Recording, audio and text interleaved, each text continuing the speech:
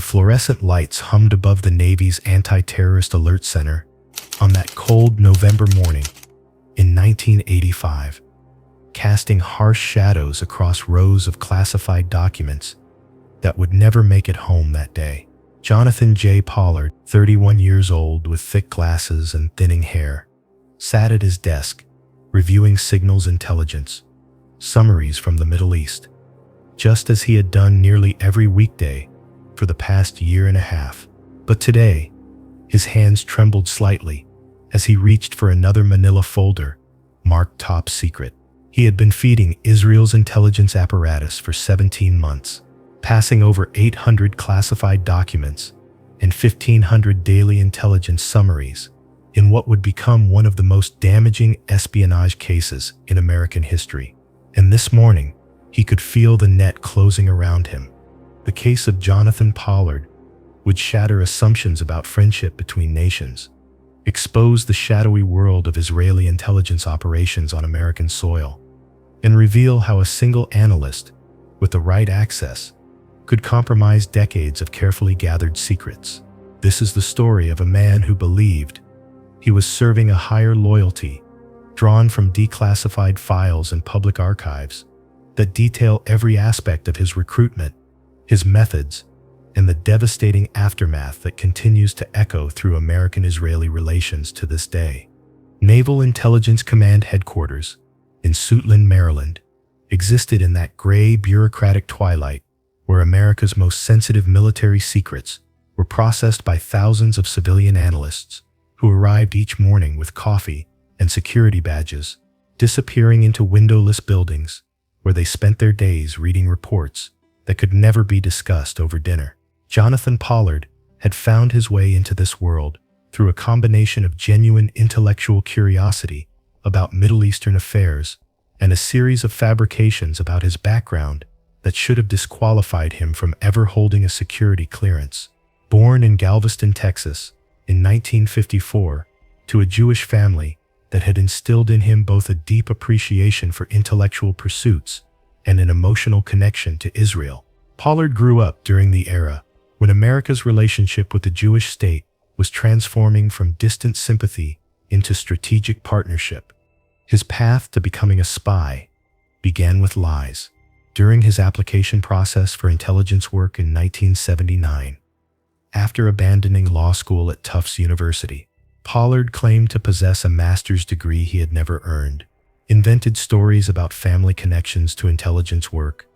and spoke of fluency in languages he barely understood. His initial security clearance was revoked within months after he made unauthorized contact with the South African embassy. But the Navy's personnel system, plagued by incomplete record-keeping and bureaucratic inefficiency, allowed him to slip through the cracks and eventually gain access to some of America's most closely guarded secrets. By February 1980, Pollard had managed to volunteer for Task Force 168, the naval intelligence element responsible for human intelligence collection, where his role involved gathering information from foreign nationals and coordinating with other intelligence agencies. The irony was profound. A man who would later betray his country's secrets was tasked with protecting them from foreign intelligence services, and his colleagues later recalled that even then, Pollard displayed an unusual fascination with classified material that extended far beyond his assigned duties. The broader context of American intelligence, gathering in the early 1980s, reflected a nation still reeling from the intelligence failures of the previous decade, while simultaneously trying to understand rapidly changing dynamics in the Middle East. The Iranian Revolution of 1979 had eliminated America's most important intelligence partner in the Persian Gulf. The Soviet invasion of Afghanistan had created new requirements for understanding Islamic resistance movements, and Israel's 1982 invasion of Lebanon had demonstrated both the power and the limitations of American influence in the region. Within this environment, intelligence agencies were under enormous pressure to provide policymakers with detailed current information about threats and opportunities across the Middle East. Israeli intelligence services had been targeting American secrets since the founding of the Jewish state, but their efforts intensified dramatically during the 1980s as Israel faced existential threats from multiple directions. The Scientific Liaison Bureau, known by its Hebrew acronym LECOM, represented Israel's most aggressive attempt to acquire American military and technical intelligence. Established in 1957 and headed first by Benjamin Blumberg and then by Raphael Eitan, beginning in 1981, LECOM operated with a mandate to collect scientific and technical intelligence that could advance Israel's military capabilities and nuclear program. Rafi Eitan, the legendary spy master who took control of LECOM in 1981, brought decades of operational experience to the organization. He had participated in the capture of Adolf Eichmann in Buenos Aires in 1960, served as a senior Mossad operative throughout the 1960s and 70s, and understood better than perhaps any other Israeli intelligence officer how to run complex operations against friendly nations without triggering diplomatic disasters. Under his leadership, LECOM expanded its operations in the United States, targeting everything from nuclear technology to advanced weapons systems, but always with an awareness that discovery could severely damage the relationship between Jerusalem and Washington that formed the foundation of Israel's security. The political mandate driving Israeli intelligence collection efforts reflected genuine strategic concerns about the nation's long-term survival. Prime Minister Menachem Begin and his successors operated under the assumption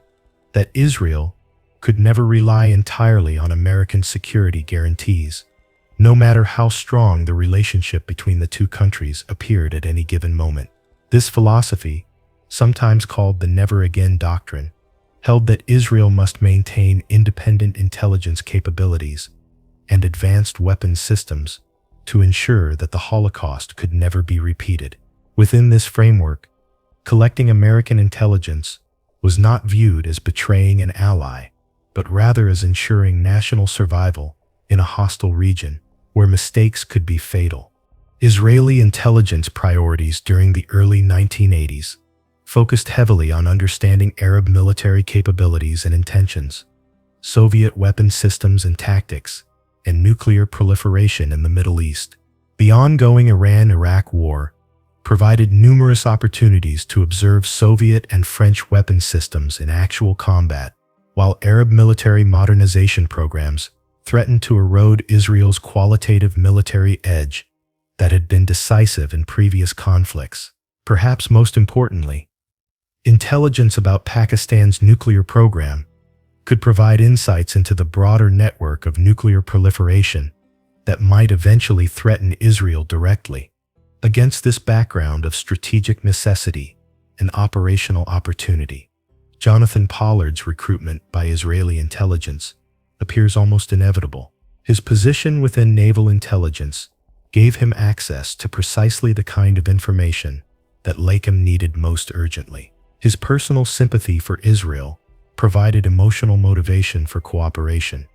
and his somewhat marginal status within the American intelligence community meant that his activities were less likely to be noticed by security officials. The convergence of these factors would prove catastrophic for American national security. The summer heat in Washington during June of 1984 created the kind of oppressive atmosphere that drove government workers to seek relief in air-conditioned restaurants and bars, and it was in one such establishment that Jonathan Pollard encountered the man who would change his life forever. Colonel Aviam Sella, officially on study leave in the United States,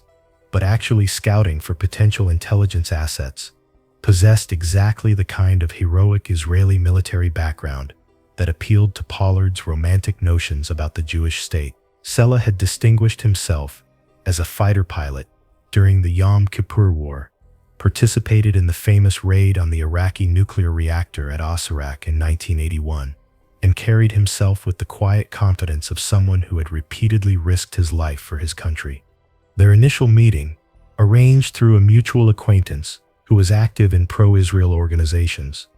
appeared casual enough to avoid attracting attention from American counterintelligence officials who were always watching for signs of foreign recruitment attempts. Pollard later described feeling an immediate connection with Sela, someone who seemed to embody everything that he admired about Israeli society and military culture. Here was a genuine war hero who had fought in defense of the Jewish people, and when Sela began asking subtle questions about Pollard's work and his access to classified information, the American analyst saw an opportunity to contribute something meaningful to Israel's security.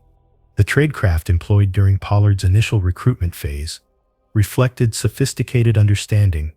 of how to approach Americans with access to classified information. Rather than making direct requests for specific documents, Sela engaged Pollard in general conversations about Middle Eastern politics and military affairs, gradually drawing out information about the kinds of intelligence reports that crossed the American analyst's desk each day. When Pollard began volunteering details about Syrian military capabilities and Iraqi chemical weapons programs, Sela recognized that he had encountered someone with extraordinary access to exactly the kind of information that Israel needed most urgently. Their first formal intelligence exchange occurred in late June 1984, when Pollard brought classified documents to a meeting with Sela in Washington. The material included detailed intelligence about Arab military deployments and chemical weapons capabilities, information that would have been extremely valuable for Israeli military planning. Sela's positive reaction to these documents convinced Pollard that he was making a meaningful contribution to Israeli security, and their subsequent meetings throughout the summer of 1984 established a pattern of regular intelligence exchanges that would continue for the next 17 months. The psychological dynamics underlying Pollard's decision to begin spying for Israel reflected a complex mixture of ideological commitment, personal inadequacy, and romantic fantasy about his role in protecting the Jewish people. Colleagues later described him as someone who seemed desperate to be taken seriously, who invented stories about his background and capabilities to enhance his perceived importance, and who displayed an unusual fascination with the operational aspects of intelligence work that went far beyond normal professional interest. His marriage to Ann Henderson, a woman who shared his Zionist sympathies and encouraged his increasingly grandiose self-image, provided additional emotional support for his decision to betray American secrets. During the late summer of 1984, Sela began making arrangements to transfer responsibility for handling Pollard to more senior Israeli intelligence officials who could provide better operational security and more systematic exploitation of his access. This transition reflected standard intelligence procedures for managing valuable assets, but it also marked the beginning of a more intensive phase of espionage that would dramatically increase both the quantity and the sensitivity of information being passed to Israel. By September, plans were already being made for Pollard to travel to Paris for advanced operational training and to meet the senior Israeli officials who would direct his activities for the remainder of his espionage career. The autumn of 1984 found Jonathan Pollard boarding a flight to Paris with his wife Anne, ostensibly for a vacation, but actually to receive formal training in espionage tradecraft from some of Israel's most experienced intelligence officers. The City of Light, with its centuries-old tradition of serving as a neutral ground for international intrigue, provided the perfect backdrop for transforming an amateur volunteer into a professional spy. Over 3 intensive days in November, Pollard would meet the men who would direct his activities for the next year, learn the techniques that would allow him to steal massive quantities of classified information without detection, and begin to understand the true scope of what Israeli intelligence expected from their new American asset. The Paris meetings took place in safe houses maintained by Israeli intelligence services, unremarkable apartments in residential neighborhoods where foreign nationals could be debriefed, trained, and tasked without attracting the attention of French security services or rival intelligence organizations. Pollard later described feeling both excited and intimidated as he was introduced to Raphael Eitan, the legendary spy master who had captured Adolf Eichmann and now served as the senior Israeli official in charge of the entire operation. Eitan, then 61 years old, with silver hair and the quiet manner of someone who had spent decades managing dangerous secrets represented everything that Pollard imagined about the romantic world of international espionage. Joseph Yager, who would replace Colonel Sella as Pollard's direct handler, presented a completely different persona from the heroic fighter pilot who had initially recruited the American analyst. Officially serving as counselor for scientific affairs at the Israeli consulate in New York, Yager was actually a career intelligence officer with extensive experience in technical collection and analysis. His cover position provided perfect justification for maintaining contacts with American scientists and defense contractors, and his diplomatic status offered protection from American law enforcement agencies, even if his intelligence activities were discovered. During the Paris meetings, Yager began the process of systematically assessing Pollard's access to classified information and developing a comprehensive collection plan that would maximize the intelligence value of their new asset. The operational training that Pollard received during these 3 days covered all aspects of professional espionage tradecraft. He learned how to identify and photograph classified documents without leaving evidence of his activities,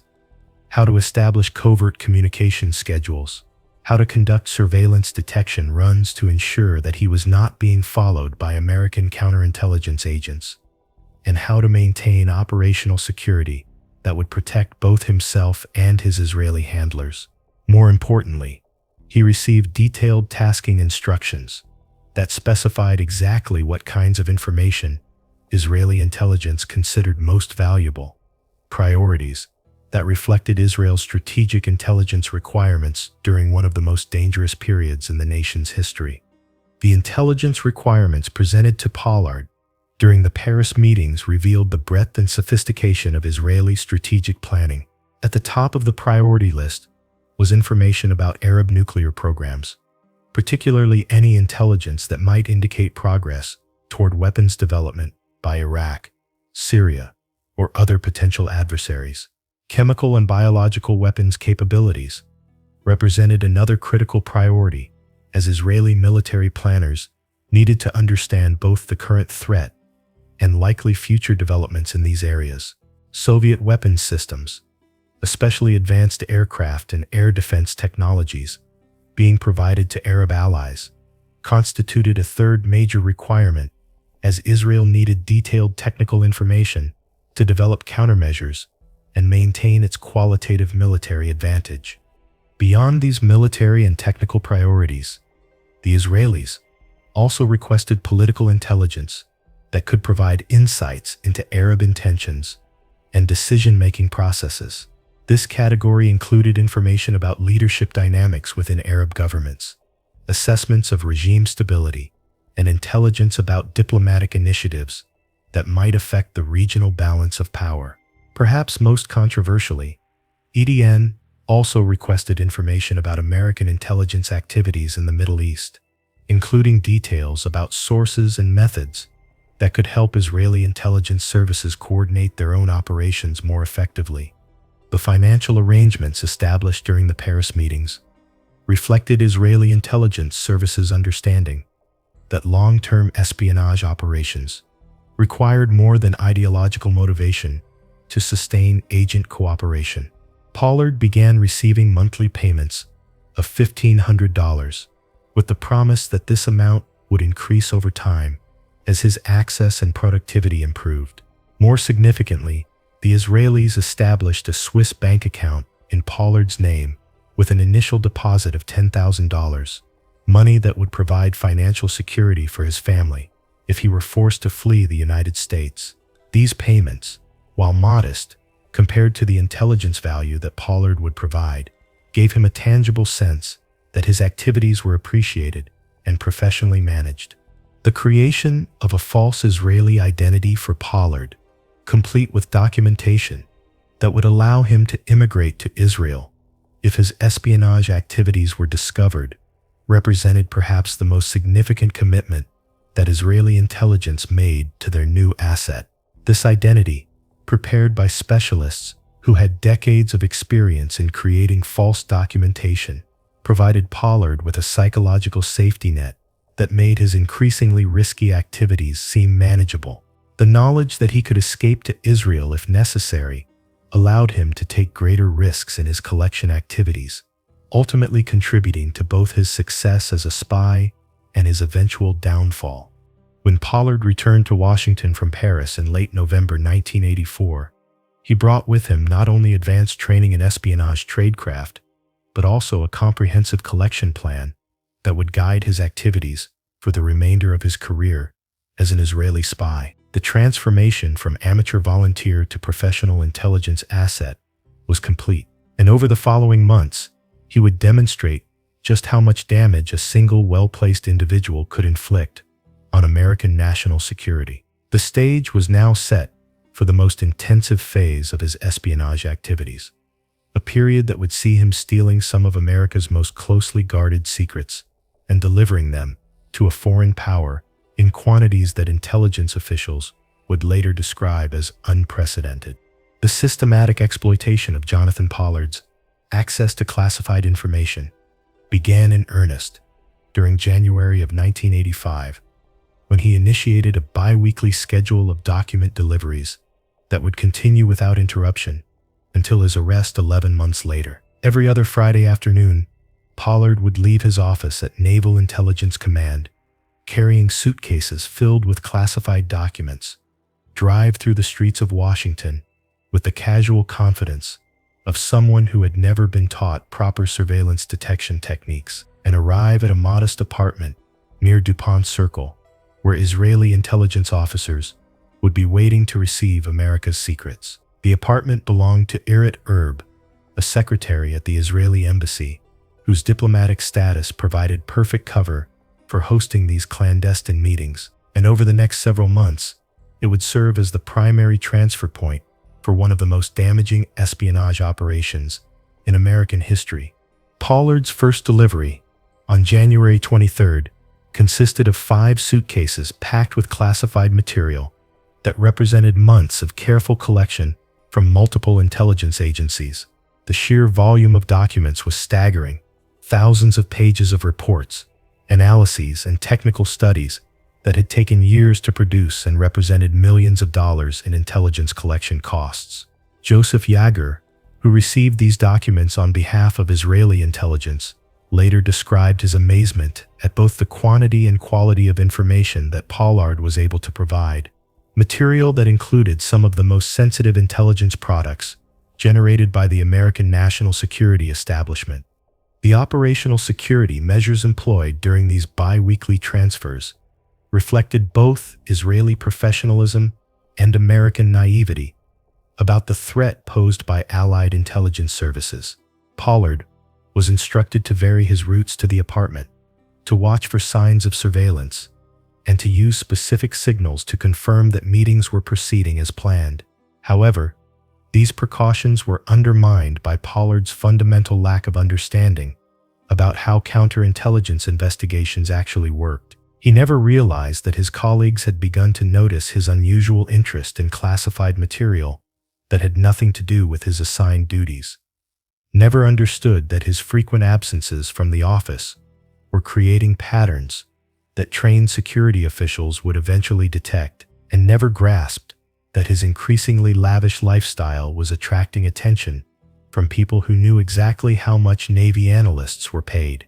The intelligence requirements that guided Pollard's collection activities reflected Israel's strategic priorities during one of the most dangerous periods in the nation's history. The ongoing Iran-Iraq War provided numerous opportunities to observe Soviet and French weapons systems in combat,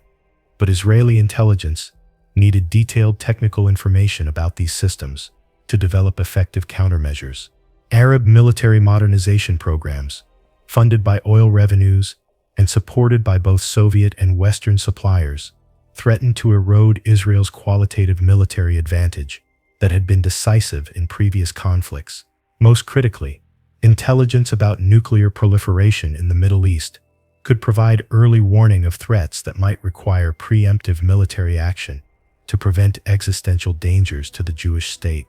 Among the most valuable documents that Pollard provided were the daily intelligence summaries produced by the National Security Agency and other intelligence agencies. These reports, known by acronyms like MINUS, Middle East and North Africa Summary, MILOS, Mediterranean Littoral Intelligence Summary, and Indian Ocean Littoral Intelligence Summary, provided comprehensive overviews of political, military, and economic developments across the regions where Israel had vital interests. Over the course of his espionage career, Pollard delivered approximately 1,500 of these daily summaries, creating an intelligence windfall that allowed Israeli analysts to understand American assessments of regional developments and to identify gaps or biases in their own intelligence collection efforts. The technical intelligence that Pollard provided proved equally valuable for Israeli military planning and weapons development programs. Detailed studies of Soviet air defense systems allowed Israeli aircraft designers to develop electronic countermeasures that would prove decisive in future conflicts. Intelligence about Arab chemical weapons programs provided crucial information for developing protective equipment and medical countermeasures that could save Israeli lives in future wars. Perhaps most importantly, comprehensive intelligence about nuclear proliferation activities in Pakistan and other countries gave Israeli policymakers the information they needed to assess long-term threats and develop appropriate responses. Among the specific intelligence products that Israeli officials requested from Pollard was a classified manual produced by the National Security Agency known as the Radio Signal Notation System, or RASIN. This highly technical document provided detailed information about how American intelligence agencies collected and analyzed electronic communications, information that would be invaluable for any intelligence service trying to understand American capabilities or to protect their own communications from American interception. Tainton personally requested this document during the Paris meetings, describing it as essential for Israeli intelligence operations, but providing only vague explanations of how it would be used. The RASIN manual proved to be one of the most damaging documents that Pollard provided to Israeli intelligence. According to declassified damage assessments, the Israelis used information from this manual to assist their monitoring of communications between Soviet military advisors in Syria and their headquarters in Moscow. By understanding how American intelligence agencies collected and processed electronic communications, Israeli intelligence services could improve their own collection capabilities while simultaneously protecting their operations from American surveillance. The compromise of this single document demonstrated how even technical intelligence materials could have far-reaching implications for national security. The intelligence about Arab military capabilities that Pollard provided gave Israeli military planners unprecedented insights into the threats they might face in future conflicts. Detailed satellite imagery of Iraqi and Syrian chemical weapons facilities allowed Israeli intelligence analysts to assess production capabilities and to identify targets for potential military strikes. Intelligence about Egyptian air defense systems provided crucial information for planning air operations that might be necessary to maintain Israeli security. Most controversially, Pollard also provided intelligence about American assessments of Israeli military capabilities, information that revealed how closely American intelligence agencies monitored their allies' military activities. The systematic nature of Pollard's intelligence collection activities reflected careful planning by Israeli intelligence services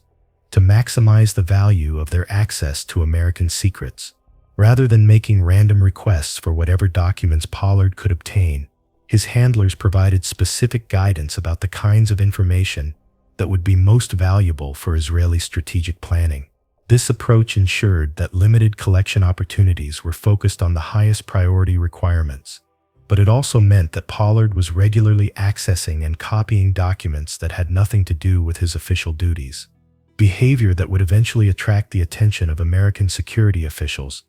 The monthly meetings between Pollard and Joseph Yager at Irit Erb's apartment served multiple purposes beyond simply receiving documents and providing new tasking requirements. These sessions allowed Israeli intelligence officers to assess Pollard's psychological state and to provide encouragement that would sustain his motivation for continued espionage activities. They also provided opportunities to refine collection priorities based on changing strategic requirements, and to ensure that Pollard understood the operational security measures necessary to protect the entire operation. Most importantly, these meetings allowed Israeli handlers to identify potential security problems before they became serious enough to threaten the operation's survival. The intelligence windfall that Israel received from Jonathan Pollard's espionage activities represented one of the most significant intelligence coups in the history of Israeli intelligence services. The combination of strategic intelligence about Arab capabilities and intentions, technical intelligence about weapons systems and countermeasures, and political intelligence, American assessments, and policies provided Israeli policymakers with an unprecedented understanding of the regional balance of power. This information proved crucial for Israeli military planning, diplomatic initiatives, and strategic decision-making during one of the most dangerous periods in the nation's history. However, the very success of the Pollard operation contained the seeds of its eventual destruction. The massive quantities of classified documents that he was removing from secure facilities created patterns that trained security officials would eventually notice. His increasing prosperity, funded by Israeli payments, attracted attention from colleagues who knew that Navy analysts were not typically able to afford expensive vacations and luxury purchases. Most critically, his obvious fascination with classified material that had nothing to do with his assigned duties marked him as a potential security risk who warranted closer scrutiny from counterintelligence investigators. The sophisticated operational techniques that Israeli intelligence services had developed over decades of experience were ultimately no match for Pollard's fundamental lack of discretion and his growing sense of invulnerability. As 1985 progressed and his espionage activities intensified, the American intelligence analyst, who had begun his career with lies about his background, was about to discover that deception has its own momentum, and that momentum was carrying him inexorably toward a confrontation with American law enforcement that would destroy his life and damage American-Israeli relations for decades to come. Throughout the spring and summer of 1985, Jonathan Pollard's espionage activities reached their peak intensity as Israeli intelligence services pressed him to collect ever larger quantities of classified information, while American counterintelligence investigators began to notice patterns that would ultimately lead to his downfall. The operation had evolved far beyond the initial opportunistic recruitment of a sympathetic American analyst into a systematic exploitation of his access that was yielding intelligence products of extraordinary value to Israeli military and political leaders. Every 2 weeks, without fail, Pollard continued to arrive at Irit Erb's apartment, carrying suitcases filled with some of America's most closely guarded secrets, documents that represented decades of intelligence collection efforts and millions of dollars in analysis and assessment activities. The scope of Pollard's collection activities during this period reflected both his remarkable access to classified information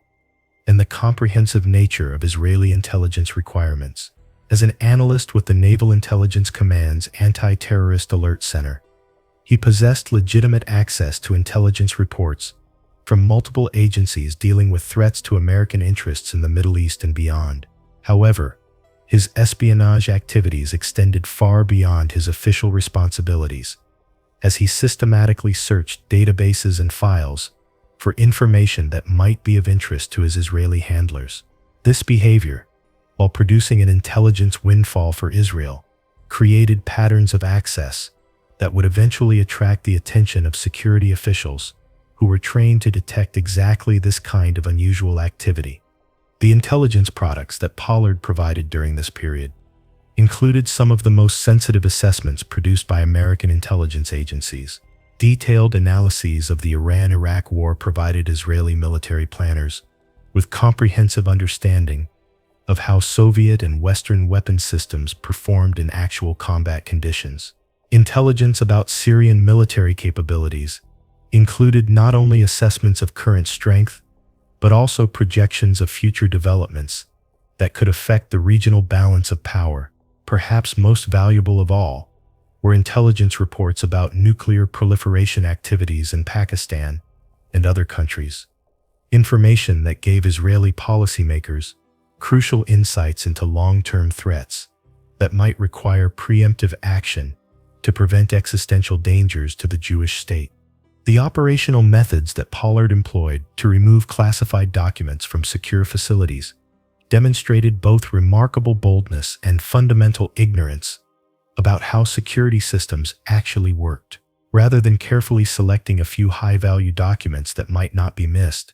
he routinely carried out armloads of classified materials, sometimes taking entire files that contained dozens of related reports and analyses. His justification for this behavior, when questioned by colleagues, was that he needed these materials for ongoing research projects, explanations that initially satisfied supervisors who were not trained to detect signs of espionage activity. The photography and reproduction techniques that Israeli intelligence services had taught Pollard during his training in Paris allowed him to process large quantities of documents efficiently, while minimizing the time that materials were absent from official files. Using sophisticated camera equipment and document reproduction systems, Israeli intelligence officers could photograph hundreds of pages of classified materials during a single evening session at Irit Erb's apartment. The documents were then returned to Pollard, who could replace them in official files the following Monday morning, creating the illusion that nothing had been disturbed. This process worked flawlessly for months, allowing Pollard to steal vast quantities of information while maintaining the appearance of normal work routines. The intelligence value of the materials that Pollard provided was immediately apparent to Israeli analysts, who received his deliveries every 2 weeks. Reports that would normally require months or years of intelligence collection efforts were being delivered in complete form, providing Israeli policymakers with unprecedented insights into American assessments of regional developments. More importantly, these materials allowed Israeli intelligence services to identify gaps in their own collection efforts and to focus limited resources on the most critical intelligence requirements. The strategic advantage that Israel gained from access to American intelligence assessments was incalculable, providing a level of situational awareness that would have been impossible to achieve through independent collection efforts. Among the most significant intelligence products that Pollard provided during this period was detailed information about Pakistan's nuclear weapons program. American intelligence agencies had been monitoring Pakistani nuclear activities since the mid-1970s,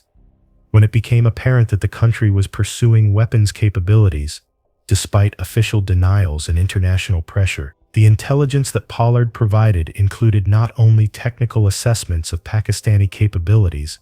but also political analyses of decision-making processes and strategic intentions. For Israeli policymakers, who were deeply concerned about nuclear proliferation in the Islamic world, this information was invaluable for assessing long-term threats and developing appropriate responses. The intelligence about Arab military capabilities that Pollard continued to provide gave Israeli military planners detailed insights into both current strengths and future development programs. Satellite imagery of Iraqi chemical weapons facilities provided precise information about production capabilities and storage locations that would prove crucial for targeting purposes if military action became necessary. Intelligence about Syrian air defense systems included not only assessments of current capabilities,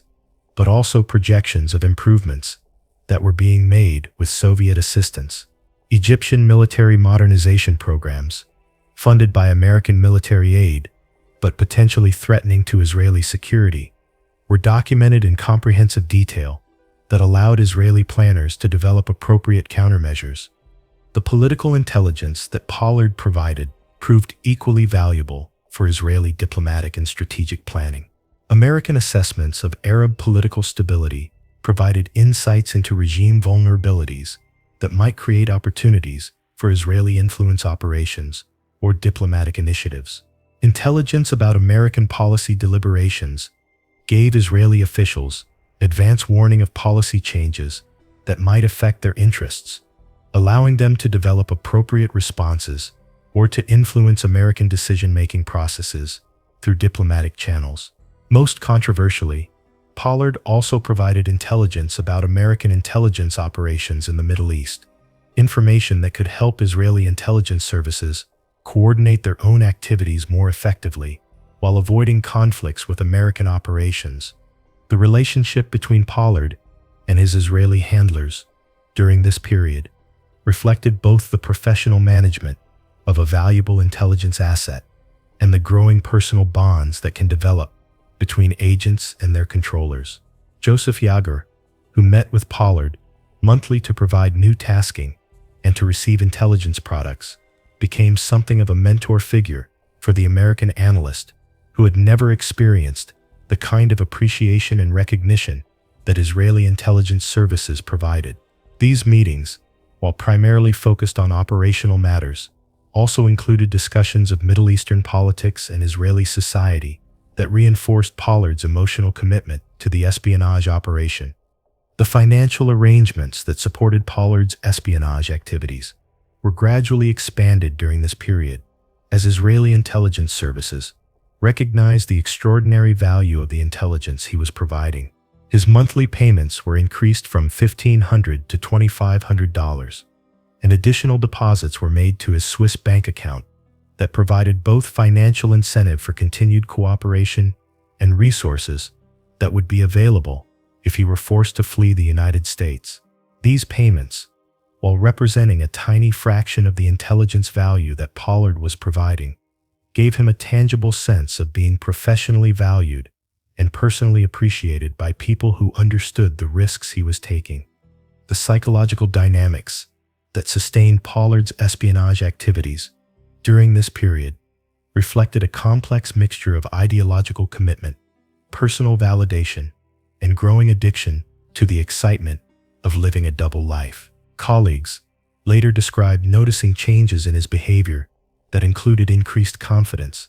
obvious prosperity that seemed inconsistent with his government salary, and a tendency to make comments about Middle Eastern affairs that suggested access to information beyond what his official duties would provide. These behavioral changes, while not immediately recognized as indicators of espionage activity, created patterns that would eventually contribute to his identification as a security risk.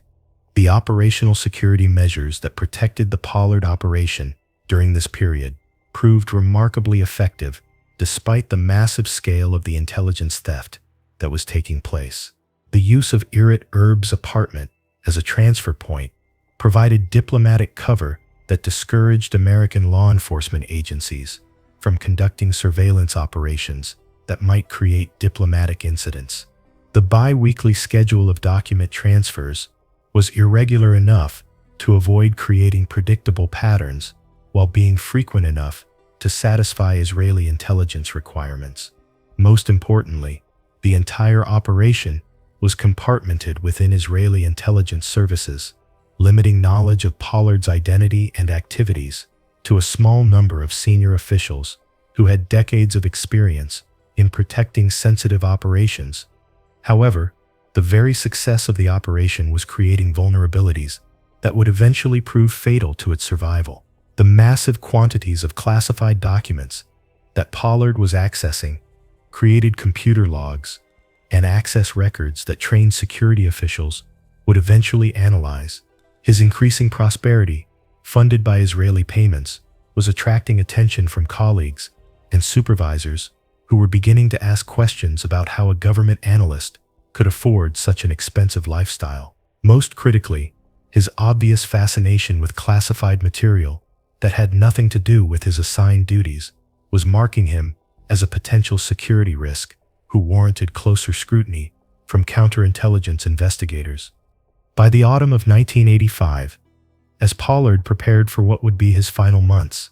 as an Israeli spy, the operation that had begun with a chance encounter in a Washington restaurant had evolved into one of the most successful espionage operations ever conducted against the United States. The intelligence windfall that Israel had received from their American asset represented strategic advantages that would have been impossible to achieve through conventional intelligence collection methods. However, the very magnitude of this success contained the elements that would ultimately destroy both the operation and the man who had made it possible. As American counterintelligence investigators began to close in on someone who had never truly understood the risks he was taking or the consequences he would face when his secret life was finally exposed. The autumn of 1985 brought an increasing sense of unease to Jonathan Pollard, as subtle signs began to suggest that his espionage activities might have attracted unwanted attention from American security officials. During October and early November, he noticed colleagues asking more pointed questions about his research projects, supervisors requesting more detailed explanations of why he needed access to certain classified materials, and security officers conducting routine inspections that seemed more thorough than usual. These developments, while not necessarily indicating that he was under active investigation, suggested that the operational environment was becoming more dangerous and that the remarkable success of his espionage activities might be creating vulnerabilities that could threaten the entire operation. The intelligence requirements that Israeli handlers continued to provide during this period reflected both the extraordinary value they placed on Pollard's access and their growing concern about regional developments that might require immediate policy responses. The Iran-Iraq War was entering its sixth year with no clear resolution in sight, creating opportunities for both superpowers to test weapon systems and tactics under combat conditions, while simultaneously destabilizing the entire Persian Gulf region. Soviet involvement in Afghanistan was generating new requirements for understanding Islamic resistance movements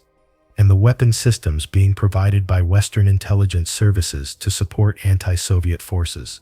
Most critically, intelligence indicators suggested that Iraq might be making progress toward nuclear weapons capabilities, developments that would require Israeli policymakers to consider preemptive military action to prevent an existential threat to the Jewish state. The specific intelligence products that Pollard provided during his final months as an Israeli spy included some of the most sensitive assessments produced by American intelligence agencies. Comprehensive analyses of Iraqi chemical weapons capabilities provided detailed information about production facilities, storage locations, and delivery systems that would prove crucial for targeting purposes if military action became necessary. Intelligence about Syrian military cooperation with Soviet advisors included not only assessments of current capabilities, but also projections of future developments that could affect the regional balance of power. Perhaps most importantly, detailed intelligence about Pakistan's nuclear weapons program provided Israeli policymakers with critical information about proliferation networks that might eventually threaten Israeli security. The operational security challenges facing the Pollard operation during this period reflected both the massive scale of the intelligence theft that had been taking place and the increasing sophistication of American counterintelligence capabilities. The end of the Cold War was still several years away, but American security agencies were already beginning to recognize that threats to national security might come from allied nations as well as traditional adversaries. This recognition was leading to more comprehensive monitoring of personnel with access to classified information and more sophisticated analysis of patterns that might indicate espionage activity.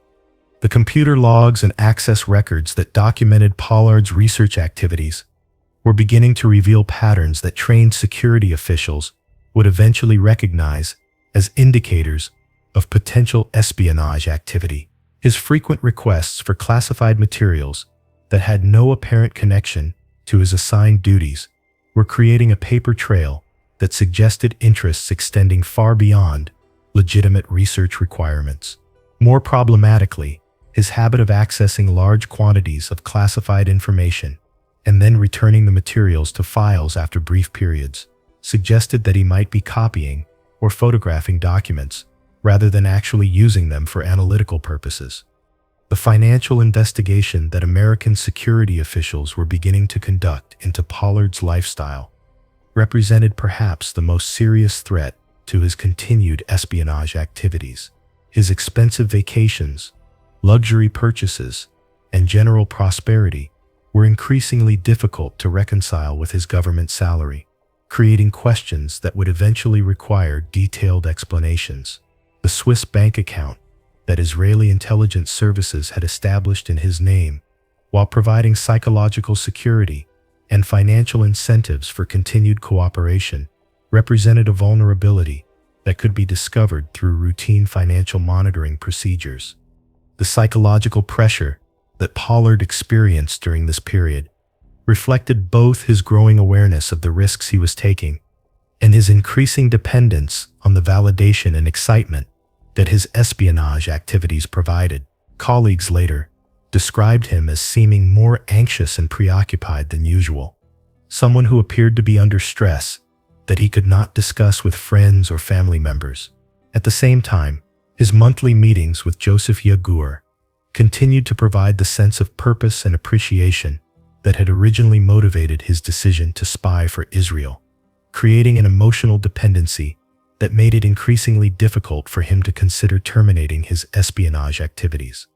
The strategic intelligence assessments that Pollard provided during his final months included American predictions about potential conflicts in the Middle East that could directly affect Israeli security, intelligence reports about the possibility of Syrian military action against Israeli positions in Lebanon, provided Israeli military planners with advance warning that could prove crucial for defensive preparations. Assessments of Egyptian political stability included information about regime vulnerabilities that might affect the peace treaty between Egypt and Israel. Most significantly, comprehensive intelligence about Soviet military assistance to Arab allies provided Israeli policymakers with detailed understanding of the weapons systems and tactics that might be employed against Israel in future conflicts. The technical intelligence that Pollard continued to provide proved equally valuable for Israeli military planning and weapons development programs. Detailed studies of Soviet air defense systems allowed Israeli aircraft designers to develop electronic countermeasures that would provide decisive advantages in future air operations. Intelligence about chemical weapons detection and protection systems gave Israeli military planners crucial information for protecting their forces in environments where chemical weapons might be employed. Perhaps most importantly,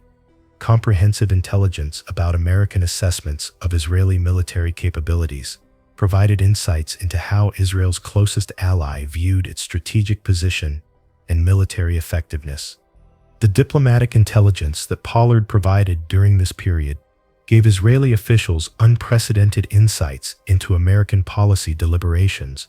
and strategic planning processes. Internal State Department assessments of Middle Eastern political developments provided advance warning of policy changes that might affect Israeli interests. Intelligence about American diplomatic initiatives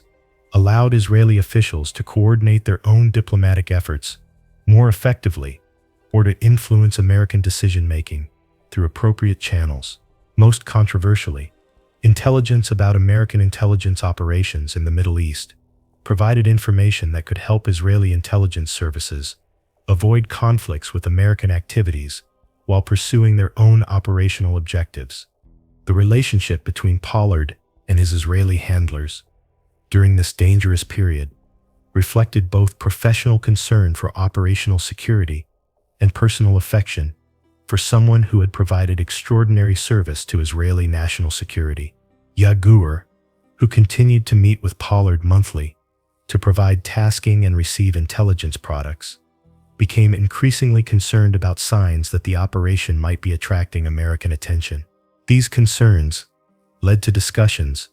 about potentially reducing the frequency of intelligence transfers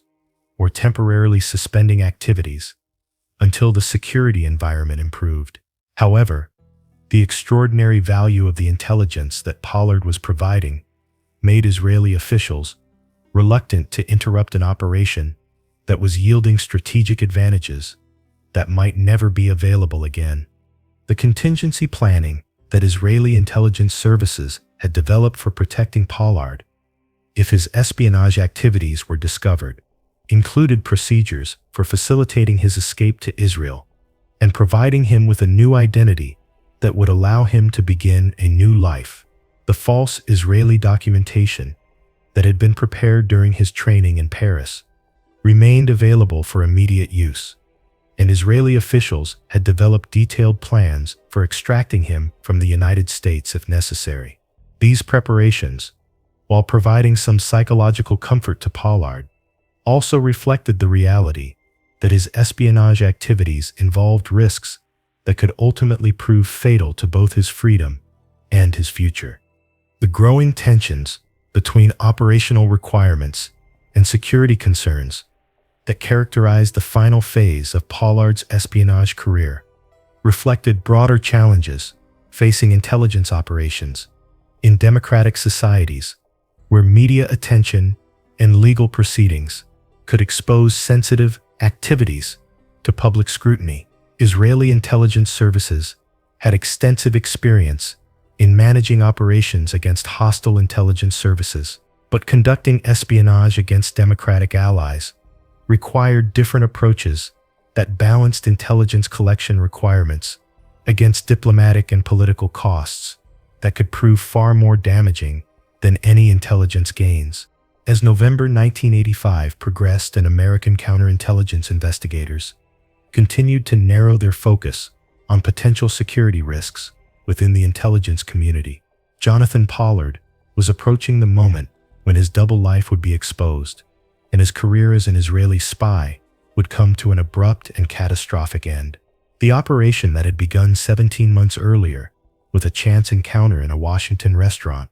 was about to conclude with a desperate attempt to seek refuge in the Israeli embassy that would instead result in arrest, imprisonment, and decades of controversy about the relationship between intelligence sharing and national loyalty.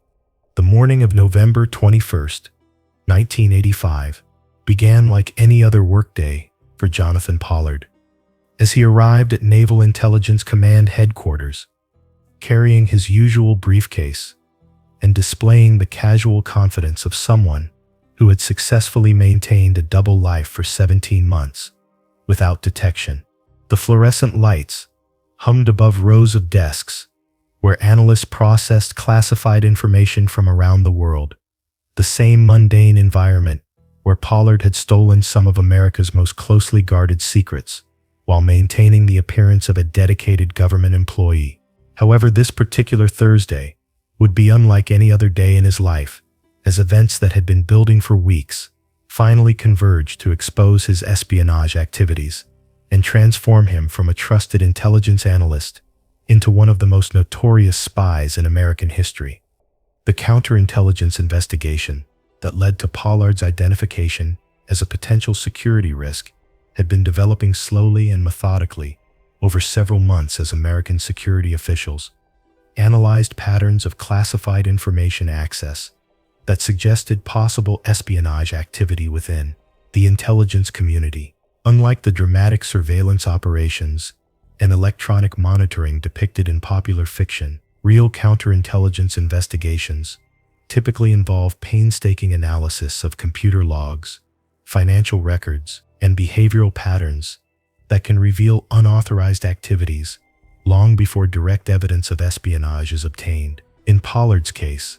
this process had identified him as someone whose access to classified information extended far beyond his official duties and whose lifestyle appeared inconsistent with his government salary. The specific indicators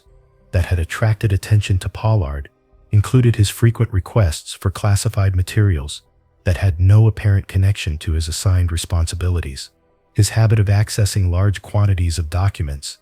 and then quickly returning them to files without apparent analytical use,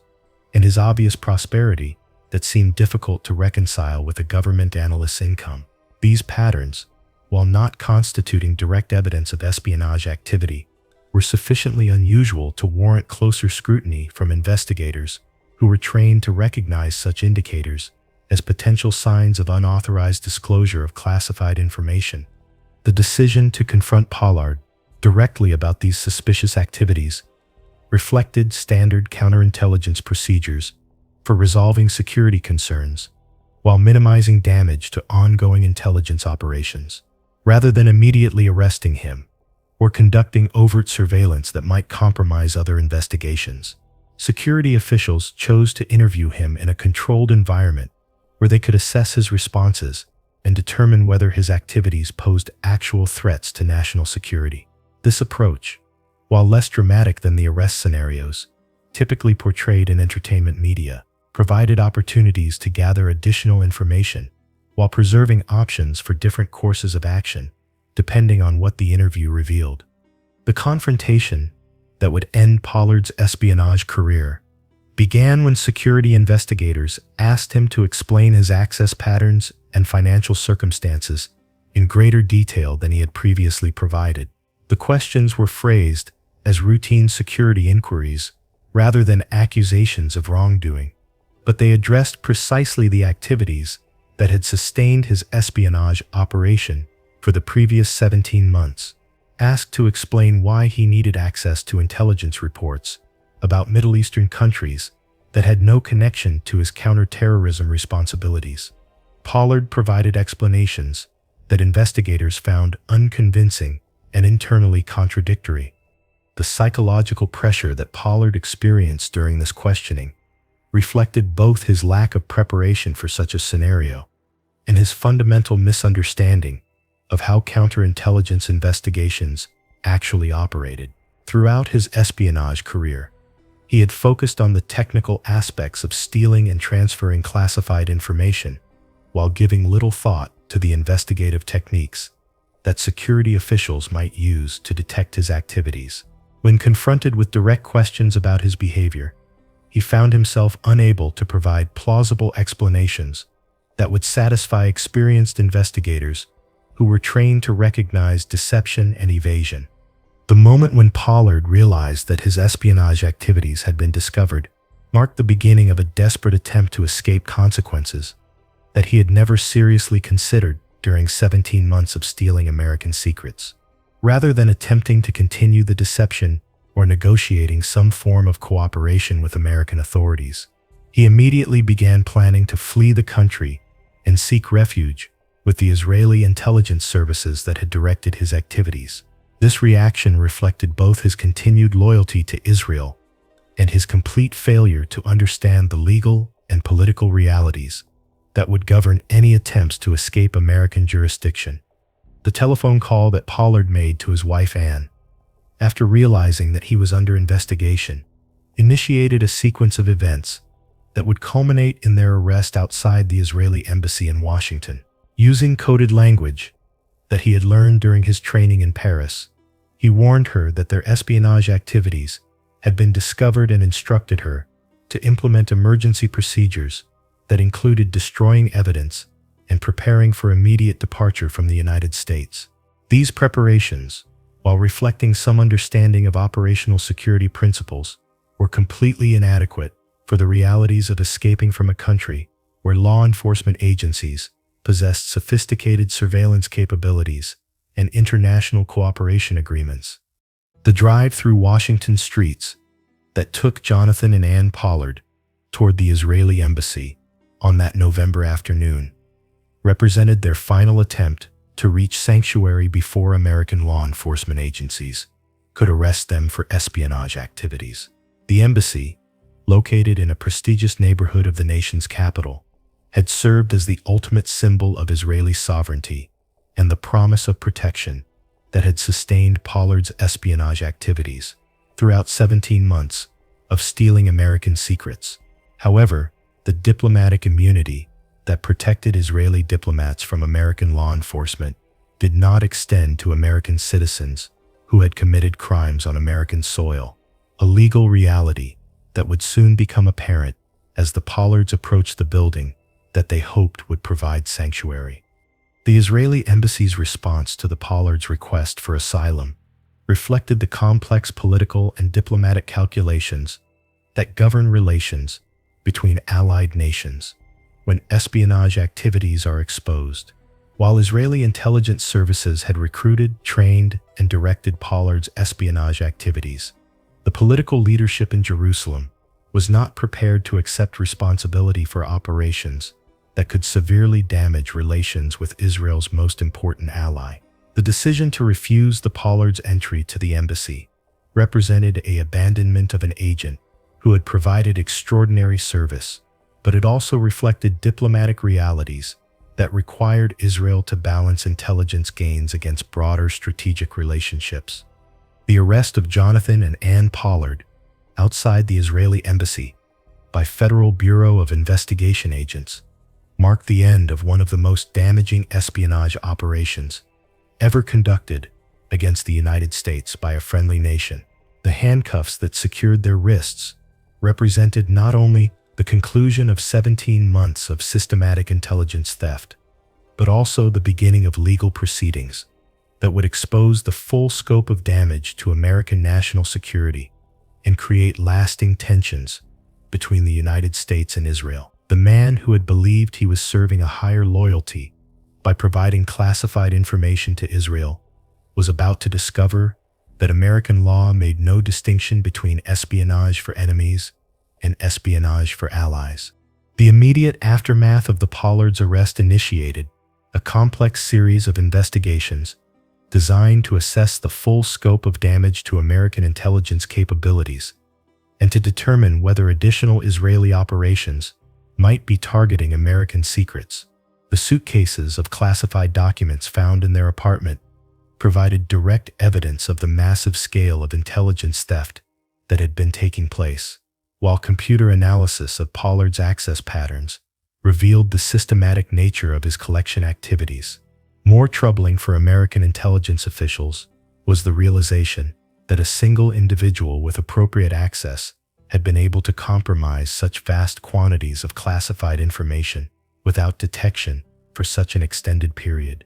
The diplomatic crisis that erupted between the United States and Israel following Pollard's arrest reflected both the severity of his espionage activities and the broader questions about intelligence cooperation between allied nations that his case had raised. Israeli officials initially denied any knowledge of Pollard's activities, claiming that he had been acting independently without official authorization or support. However, the evidence of systematic intelligence collection and professional tradecraft that emerged during the investigation made such denials increasingly difficult to sustain, ultimately forcing Israel to acknowledge that Pollard had indeed been working for Israeli intelligence services. The media attention that surrounded Pollard's arrest and the subsequent investigation exposed American intelligence operations to unprecedented public scrutiny, while simultaneously revealing the extent to which friendly nations conducted espionage activities against the United States. News reports about the case provided details about intelligence collection methods, assessment procedures, and interagency cooperation that had previously been closely guarded secrets. More significantly, the public debate about Pollard's motivations and the appropriate response to his espionage activities highlighted fundamental questions about the relationship between national loyalty and ethnic or religious identity in American society. The legal proceedings that would determine Pollard's fate began immediately after his arrest, as prosecutors prepared charges that could result in life imprisonment or even execution for providing classified information to a foreign power. The decision to charge him with conspiracy to commit espionage rather than the more serious offense of treason reflected both evidentiary considerations and the complex legal questions surrounding espionage activities conducted on behalf of allied nations. However, the potential penalties that Pollard faced were severe enough to ensure that he would spend decades in prison if convicted, consequences that seemed to surprise someone who had apparently given little thought to the legal risks of his espionage activities. The comprehensive damage assessment that American intelligence agencies began conducting immediately after Pollard's arrest would ultimately reveal the full scope of the intelligence losses that resulted from his 17 months of espionage activity. The process of cataloging every document that he had provided to Israeli intelligence services and analyzing the potential implications of each compromise would take months to complete and would produce one of the most detailed analyses of espionage damage ever conducted by American intelligence agencies. The results of this assessment would demonstrate that a single well-placed individual could inflict damage to national security that would take decades to repair and would influence American intelligence collection and security procedures for years to come. As Jonathan Pollard sat in a federal detention facility, awaiting trial for espionage, the man who had believed he was serving Israel's security interests was beginning to understand the personal costs of his decision to steal American secrets for a foreign power. The comfortable life that Israeli payments had provided was gone, replaced by the harsh realities of the American criminal justice system and the prospect of spending the remainder of his life in federal prison. The validation and excitement that had sustained his espionage activities for 17 months had been replaced by isolation, legal uncertainty, and the growing realization that the country he had served had abandoned him to face consequences that would define the rest of his life. The transformation of Jonathan Pollard, from trusted intelligence analyst to convicted spy, had taken less than 24 hours, but the implications of his espionage activities would influence American intelligence operations, Israeli-American relations, and debates about loyalty and national security for decades to come. The case that began with a chance encounter in a Washington restaurant had evolved into one of the most significant espionage scandals in American history, demonstrating both the vulnerability of democratic societies to intelligence penetration and the complex loyalties that could motivate citizens to betray their country's secrets in service of what they perceived as higher principles. The legal proceedings that followed Jonathan Pollard's arrest unfolded with the methodical precision of the American criminal justice system, confronting one of the most serious crimes against national security, as prosecutors prepared to demonstrate the full scope of damage that a single individual had inflicted on American intelligence capabilities through 17 months of systematic espionage on behalf of a foreign power. The federal courthouse in Washington became the stage for a drama that would expose not only the details of Pollard's intelligence theft, but also the complex moral and political questions surrounding the relationship between personal loyalty and national security obligations. In a society where citizens maintained emotional connections to foreign countries and causes, the decision by Pollard's defense attorneys to negotiate a plea agreement rather than challenging the espionage charges in a public trial reflected both the overwhelming evidence of his guilt and the potential for additional damage to national security that could result from open court proceedings, detailing American intelligence collection methods and sources. The classified nature of much of the evidence against Pollard created legal complications that made traditional adversarial proceedings extremely difficult, while the diplomatic sensitivities surrounding Israeli involvement in the case added political dimensions that influence both prosecution and defense strategies. The plea agreement that Pollard ultimately accepted in June of 1986 required him to admit guilt to conspiracy to commit espionage, while cooperating fully with government investigators seeking to assess the damage from his intelligence theft and to identify any additional security vulnerabilities within American intelligence agencies. This cooperation included extensive debriefing sessions where Pollard provided detailed accounts of his recruitment by Israeli intelligence services, his training in espionage tradecraft, his collection activities over 17 months, and his knowledge of Israeli intelligence operations and personnel. The information obtained through these sessions would prove crucial for understanding both the scope of intelligence losses and the methods employed by Israeli intelligence services to penetrate American national security institutions. The damage assessment process that American intelligence agencies conducted following Pollard's arrest represented one of the most comprehensive analyses of espionage losses ever undertaken by the United States government. The task of cataloging every document that Pollard had provided to Israeli intelligence services required months of detailed investigation involving multiple agencies and hundreds of intelligence professionals who had to review each compromise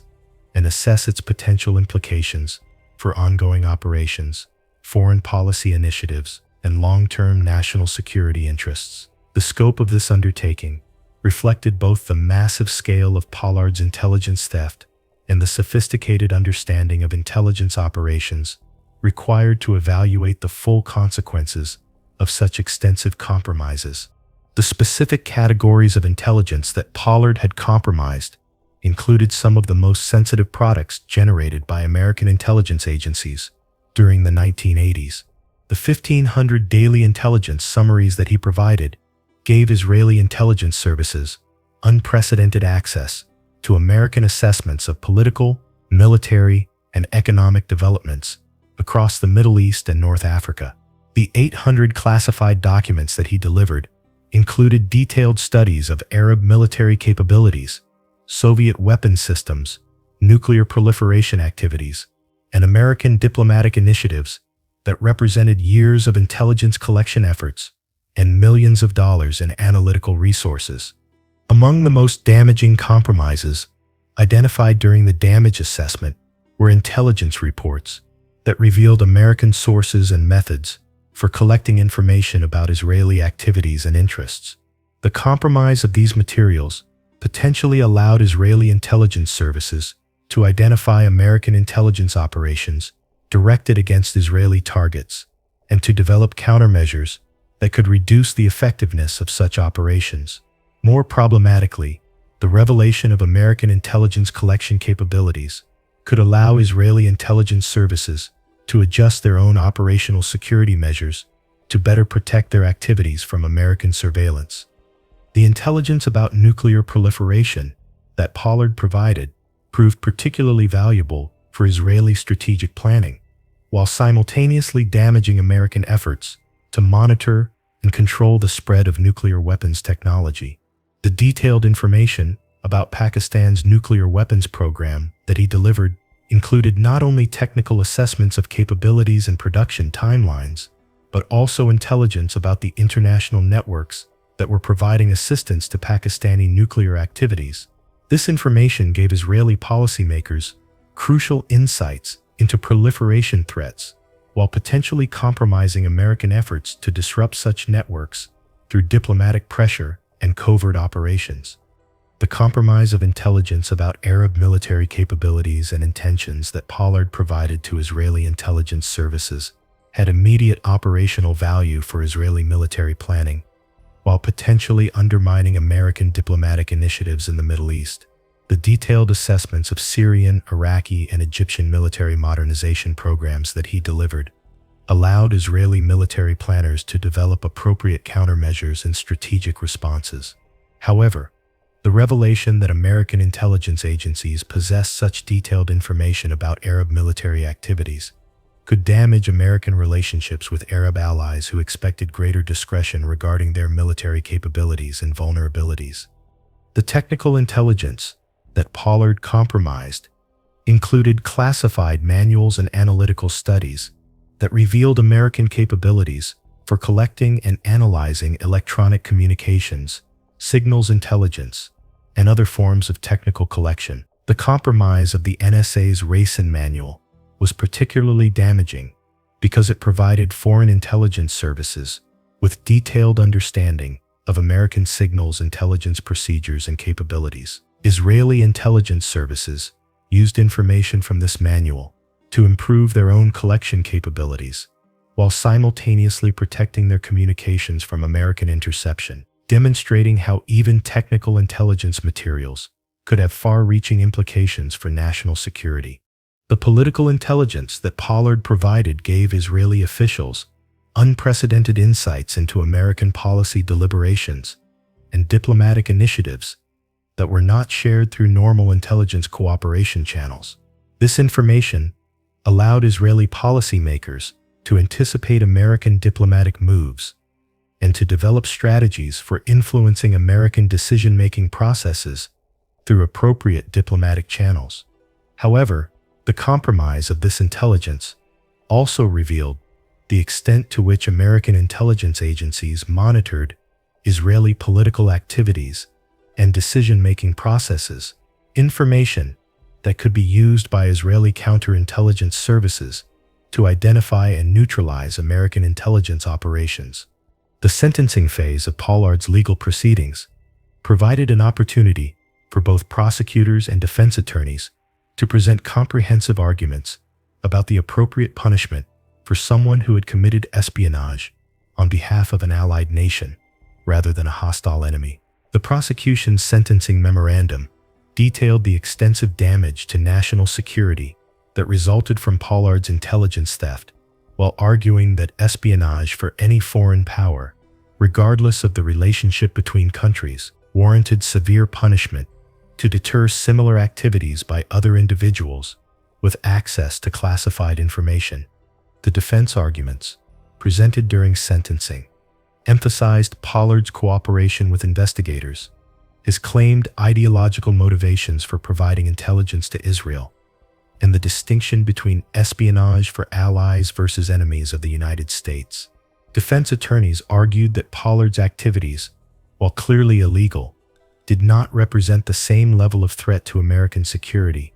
as espionage conducted on behalf of hostile nations like the Soviet Union. They requested a sentence that would reflect both the seriousness of his crimes and the mitigating factors that distinguished his case from other espionage prosecutions. The life sentence that Judge Aubrey Robinson imposed on Jonathan Pollard in March of 1987 reflected both the severity of his espionage activities and the court's determination to send a clear message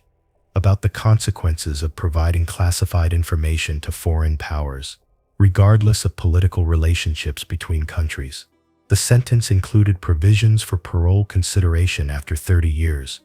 but the judge's comments during sentencing made clear that Pollard's intelligence theft had caused damage to American national security that could not be easily measured or quickly repaired. The reaction of Israeli officials to Pollard's sentencing revealed the complex political calculations that had governed their handling of the case from the moment of his arrest. While Israeli intelligence services had recruited, trained, and directed his espionage activities, the political leadership in Jerusalem continued to maintain distance from someone whose exposure had created significant diplomatic complications with Israel's most important ally. The decision to grant Pollard Israeli citizenship while he was in prison represented a gesture of support that stopped short of accepting full responsibility for his activities or actively campaigning for his release. The broader implications of the Pollard case for American intelligence operations extended far beyond the specific damage caused by his espionage activities, to include fundamental changes in security procedures, personnel screening processes, and intelligence sharing arrangements with allied nations. The realization that a single individual with appropriate access could compromise such vast quantities of classified information led to comprehensive reviews of security procedures and the implementation of additional safeguards designed to detect unusual patterns of classified information access before they could result in significant intelligence losses. The diplomatic consequences of the Pollard case created lasting tensions between the United States and Israel that influenced intelligence cooperation, military assistance programs, and political relationships for decades after his arrest. American officials expressed outrage at the discovery that a close ally had been conducting systematic espionage operations against American intelligence agencies, while Israeli officials argued that intelligence collection was a normal aspect of international relations that should not fundamentally alter the strategic partnership between the two countries. The resolution of these tensions required years of diplomatic effort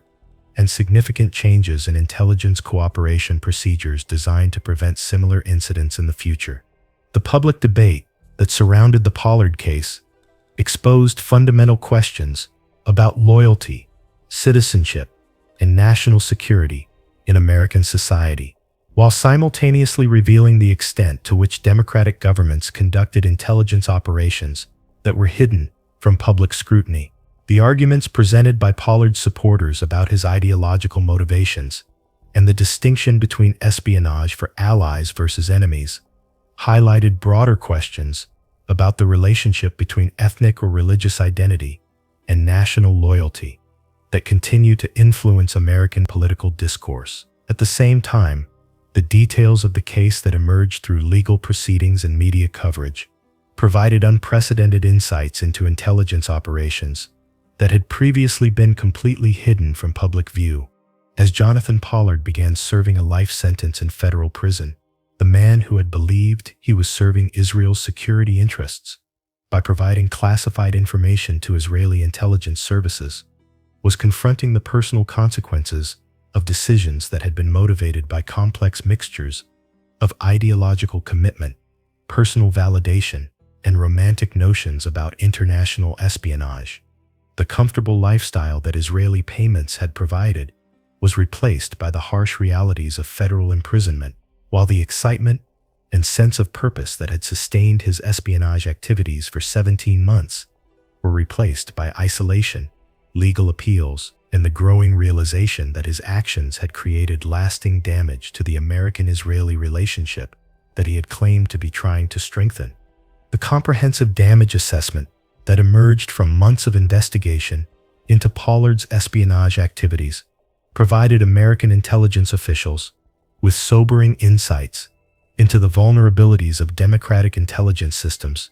to penetration by individuals with access to classified information and personal motivations for betraying national secrets. The scope of intelligence losses that resulted from his activities demonstrated that traditional security measures were inadequate for preventing espionage by individuals who possessed legitimate access to classified information and were motivated by factors other than financial gain. The lessons learned from the Pollard case would influence American intelligence security procedures for decades and would serve as a cautionary example of how quickly trust could be betrayed and national security compromised by individuals who believed they were serving higher loyalties than their obligations to the country that had granted them access to its most closely guarded secrets. The years that followed Jonathan Pollard's imprisonment witnessed a sustained campaign by supporters in both Israel and the United States to secure his release, creating an ongoing diplomatic irritant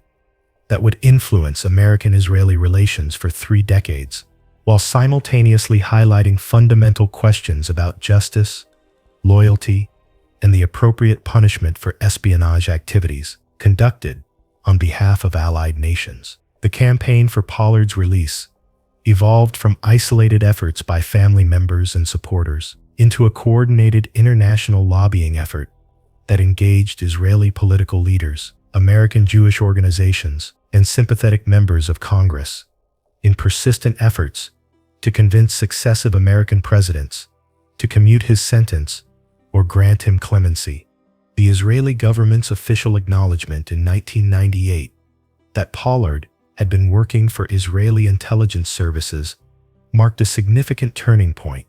in the diplomatic aspects of his case, ending years of official denials and evasions,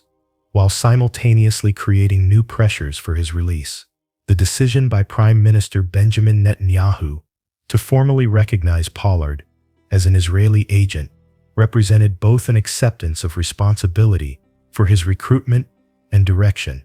and a political commitment to securing his freedom that would influence Israeli diplomatic initiatives for years to come. This acknowledgement transformed the case from a criminal matter involving an American citizen who had committed espionage into a diplomatic issue involving an Israeli agent who was being held by a close ally. The broader context of American intelligence security during the post-Cold War period provided additional perspectives on the significance of the Pollard case and its implications for protecting classified information in an era when traditional assumptions about threats and loyalties were being challenged by changing international relationships and domestic political dynamics. The end of the Cold War had eliminated the Soviet Union as the primary threat to American intelligence operations, but it had also created new categories of potential espionage threats that included economic espionage by allied nations, terrorist organizations seeking intelligence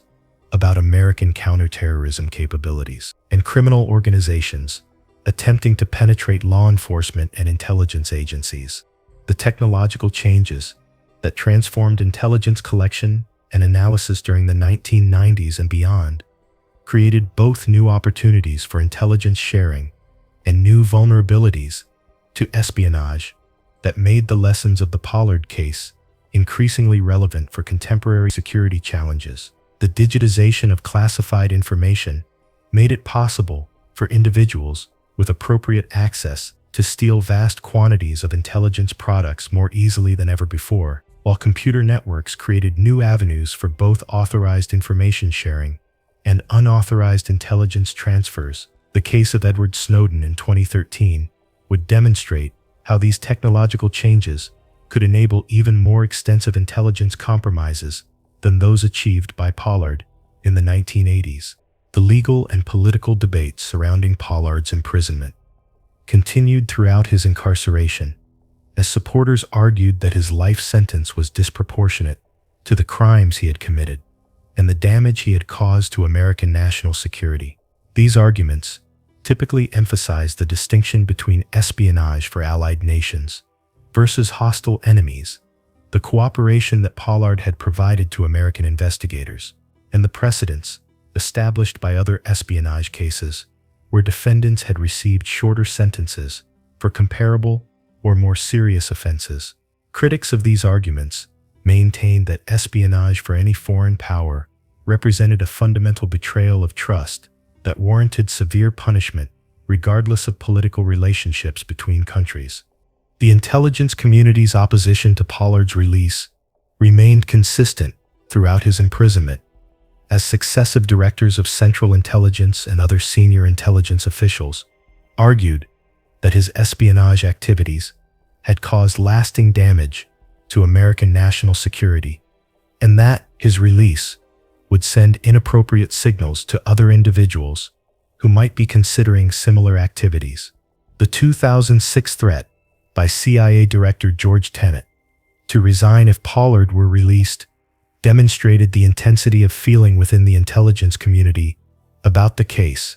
and the perceived importance of maintaining severe consequences for espionage activities, regardless of diplomatic pressure or political considerations.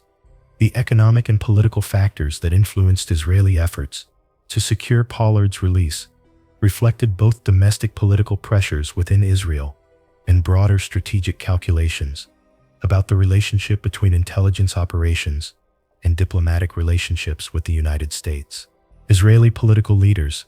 faced consistent pressure from domestic constituencies who viewed Pollard as a loyal servant of Israeli security interests who had been abandoned by the government that had recruited and directed his activities. At the same time, these leaders had to balance such domestic pressures against the potential diplomatic costs of too aggressively pursuing Pollard's release, when American intelligence officials remained adamantly opposed to any form of clemency. The media attention that surrounded various attempts to secure Pollard's release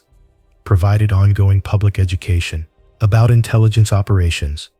while simultaneously complicating diplomatic efforts to resolve the case through quiet negotiations. High-profile campaigns by Israeli officials and American supporters generated public awareness of the case and political pressure for his release,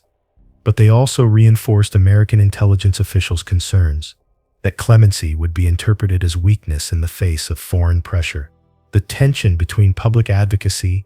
and diplomatic discretion created challenges for anyone attempting to develop practical solutions to a case that had become symbolic of broader issues involving intelligence cooperation, national loyalty, and the appropriate punishment for espionage activities. The prisoner exchange negotiations, that occasionally included discussions of Pollard's potential release, demonstrated both the complexity of international intelligence relationships and the multiple factors that influence decisions about espionage cases beyond simple legal considerations. American officials consistently rejected proposals to include Pollard in prisoner exchanges, arguing that his status as an American citizen who had committed crimes against American national security made him fundamentally different from foreign intelligence operatives who might be appropriate subjects for such negotiations. These rejections reflected both legal principles about citizenship and criminal justice and strategic calculations about the precedents that would be established by treating American espionage cases as subjects for international negotiation. The health and psychological factors that influenced discussions about Pollard's imprisonment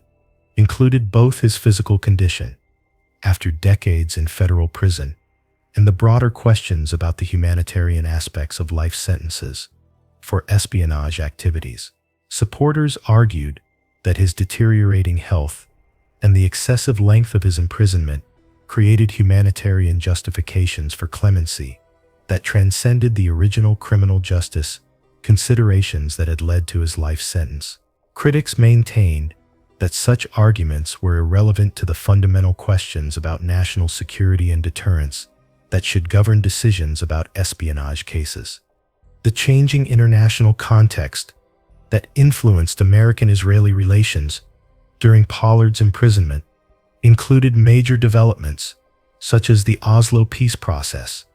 the Second Intifada, the September 11th attacks, the Iraq War, and the Iranian nuclear program that created new frameworks for understanding intelligence cooperation and the appropriate balance between ally relationships and national security protection. Each of these developments provided new contexts for evaluating the significance of the Pollard case and the appropriate responses to his requests for clemency, but none fundamentally altered the American intelligence community's opposition to his release or the basic legal principles that governed his imprisonment. The generational changes within both American and Israeli intelligence services during Pollard's imprisonment meant that many of the officials who were making decisions about his case had not been directly involved in the original investigation and damage assessment, but were instead relying on institutional memory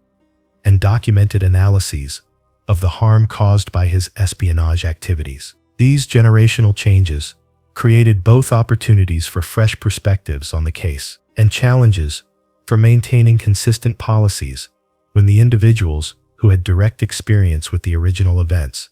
were no longer in positions of authority. The precedent concerns that influenced American officials' consistent rejection of clemency requests reflected broader questions about the messages that would be sent to other individuals who might be considering espionage activities on behalf of foreign powers. Intelligence officials argued that any reduction in Pollard's sentence would signal that espionage for allied nations was somehow less serious than espionage for hostile enemies, a message that could encourage others to rationalize similar activities by claiming ideological motivations or arguing that their targets were friendly rather than adversarial nations. The diplomatic initiatives that various Israeli leaders undertook to secure Pollard's release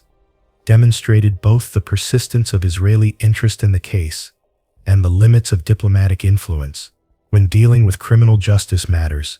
that American officials viewed as fundamental questions of national security and legal principle. The requests by Prime Ministers Rabin, Peres, Netanyahu, Barak, Sharon, and Olmert represented a remarkable consistency of Israeli policy across different political parties and strategic contexts. But they also highlighted the equally consistent American refusal to treat the case as an appropriate subject for diplomatic negotiation.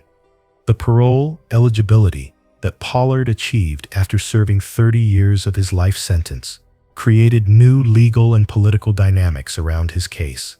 while maintaining the fundamental tensions between supporters who argued for his immediate release and intelligence officials who continued to view him as a security risk who should remain imprisoned. The mandatory parole provision in his original sentence reflected legal requirements rather than policy decisions, but it created opportunities for renewed debate about the appropriate balance between punishment and rehabilitation in espionage cases. On November 20th,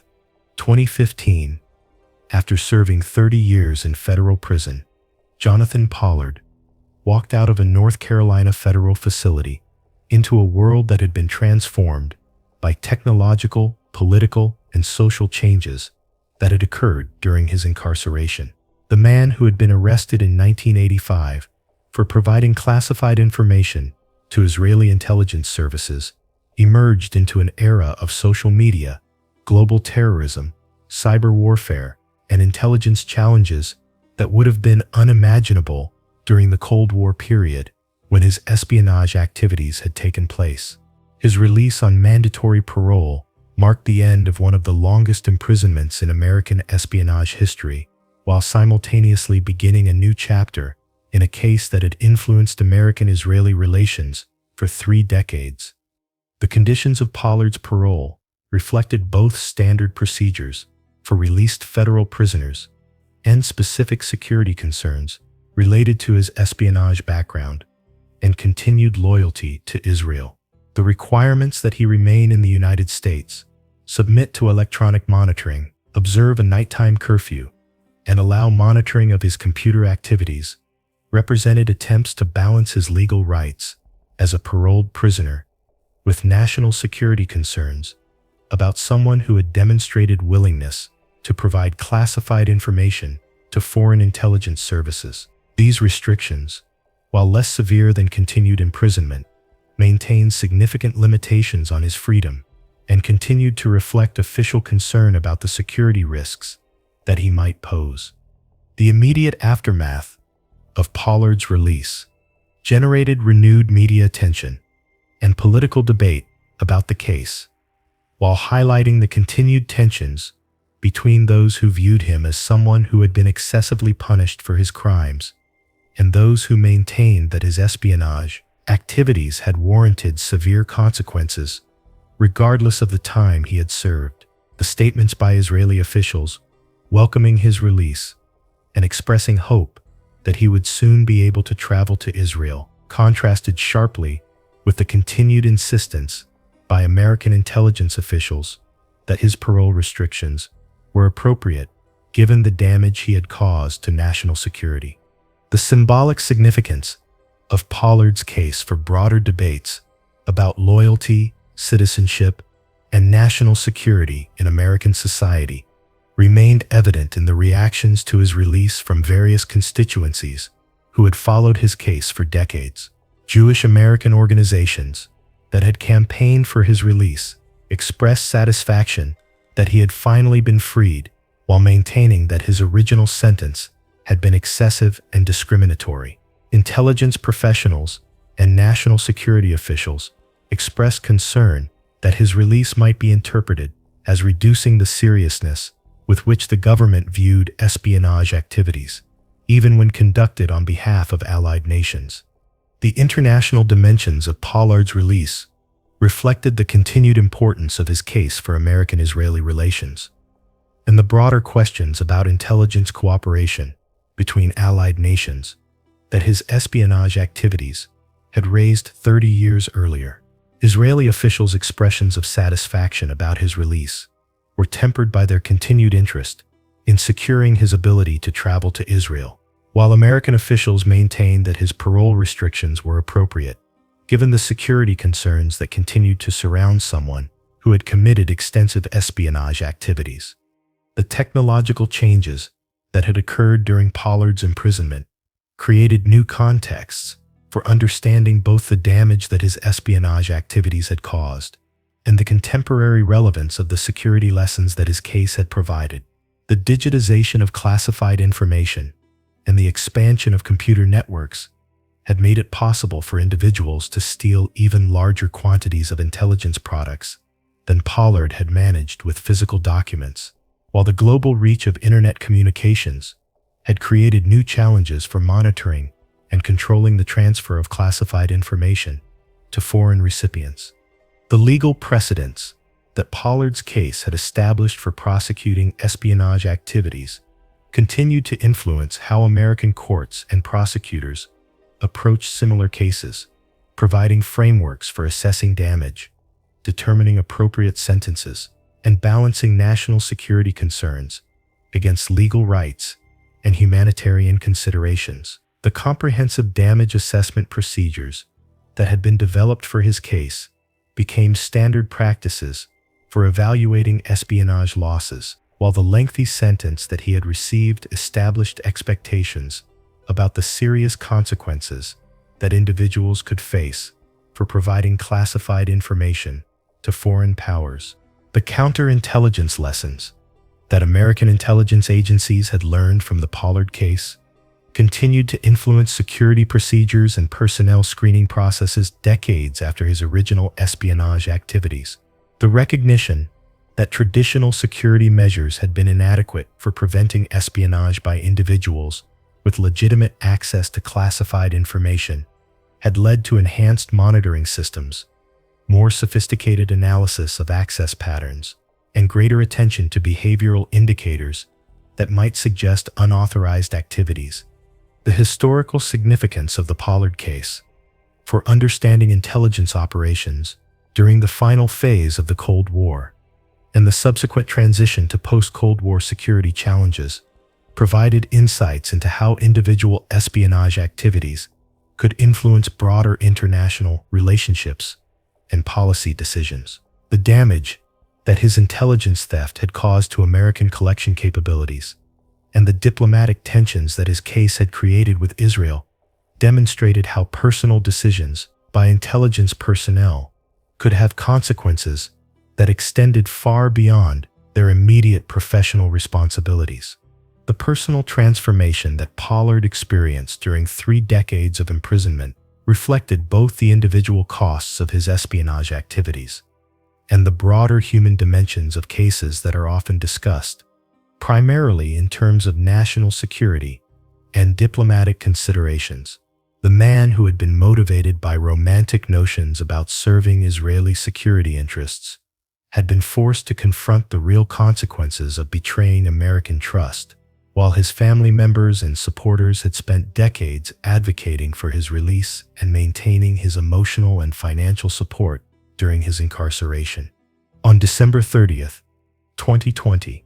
nearly 5 years after his release from prison, Jonathan Pollard finally arrived in Israel aboard a private aircraft, ending a journey that had begun 36 years earlier with his recruitment by Israeli intelligence services and had continued through 17 months of espionage, 30 years of imprisonment, 5 years of supervised parole, and decades of diplomatic controversy between the United States and Israel. The photograph of him kissing the ground at Ben Gurion Airport provided symbolic closure to one of the most controversial espionage cases in American history, while simultaneously highlighting the continuing questions about loyalty, justice, and the appropriate relationships between intelligence operations and diplomatic partnerships that his case had raised.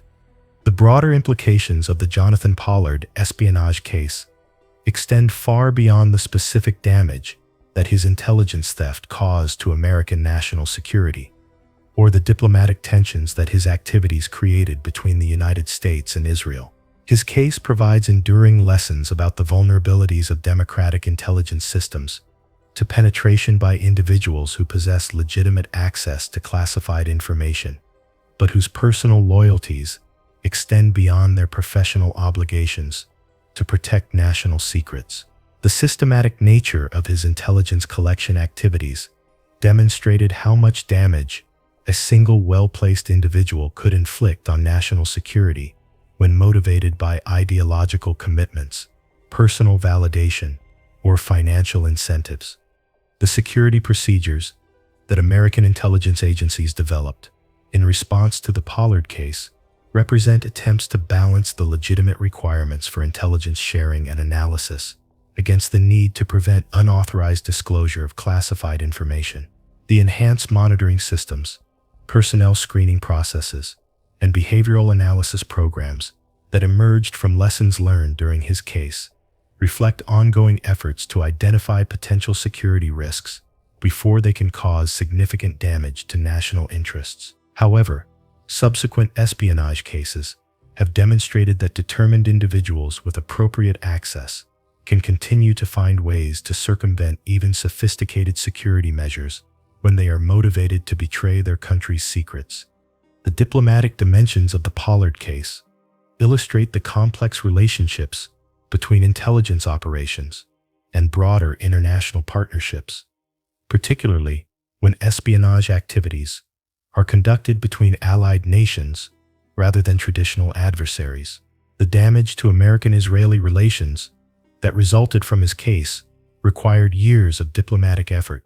to repair and led to significant changes in intelligence cooperation procedures designed to prevent similar incidents. The precedents established by American responses to his espionage activities continue to influence how similar cases are handled when they involve other allied nations. The legal frameworks that evolved from the Pollard case provide important precedents for prosecuting espionage activities while balancing national security requirements against constitutional rights and humanitarian considerations. The comprehensive damage assessment procedures that were developed for his case have become standard practices for evaluating intelligence losses, while the lengthy sentence that he received established expectations about the serious consequences that individuals can face for providing classified information to foreign powers. The debates about appropriate punishment for espionage activities conducted on behalf of allied versus hostile nations continue to influence legal and policy discussions about how democratic societies should respond to different categories of intelligence betrayal. The personal costs that Jonathan Pollard paid for his espionage activities provide sobering reminders of the individual consequences of decisions that are often motivated by abstract ideological commitments